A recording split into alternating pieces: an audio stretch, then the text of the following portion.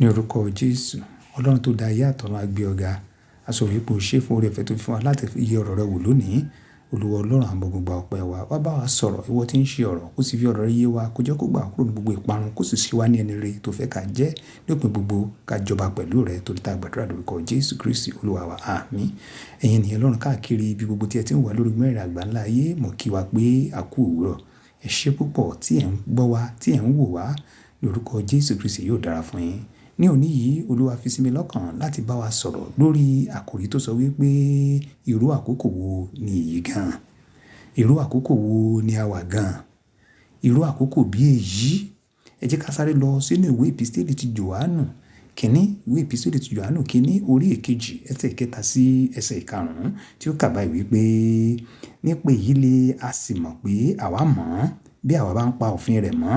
Ẹni tí ó bá wí pé èmi mọ̀ ọ́n tí kò sì pa òfin rẹ̀ mọ́, èké ni, òtítọ́ kò sì sí nínú rẹ̀. Ṣùgbọ́n ẹnikẹ́ni tí ó bá ń pe òfin rẹ̀ mọ́, lára rẹ̀ ni a gbé mú ìfẹ́ Ọlọ́run pé ní tòótọ́. Nípa èyí ni àwa mọ̀ pé àwa ń bẹ nínú rẹ̀. Irú àkókò wo ni a wà báyìí? Àkókò tí àwọn èèyàn fẹ́ ṣe ìfẹ́ Ọlọ́run. Àkókò tí àwọn èèyàn fẹ́ rìn nínú ìlànà Ọlọ́run. Olúkálùkù ń wá owó. Olúkálùkù ń sáré kó lé kó bá. Olúkálùkù ń ṣiṣẹ́ bí méjì mẹ́ta papọ̀ nítorí bí ọrọ̀ ajé orílẹ̀-èdè gbogbo káàkiri àgbáńlá ayé ṣe rí, ṣùgbọ́n wọ́n ti gbàgbé Ọlọ́run. Ṣùgbọ́n tí a bá béèrè lọ́wọ́ ẹni kankan wípé ǹjẹ́ tí Olúwa ní ẹ́? Á ní Olúwa lòun ṣe. Ṣùgbọ́n ìjọ ń pa òfin Ọlọ́run mọ́. Ìyẹn túmọ̀ sí pé tó ò bá jẹ́ ẹni tó ń pa òfin Ọlọ́run mọ́, tó mọ Ọlọ́run, tó ò ní ìfẹ́ Ọlọ́run, o ò lè kógo já nírú àkókò bí èyí. Ṣiṣẹ́ lásán ló kọ̀ jẹ́. Èyí jẹ́ wọ́n túmọ̀ sí wípé ní gbogbo iṣẹ́ rẹ, nígbà tí èèyàn kan ń ṣe àṣedànù, mo gbàdúrà yín olùgbọ́ mi, ẹ ò ní ṣàṣedànù.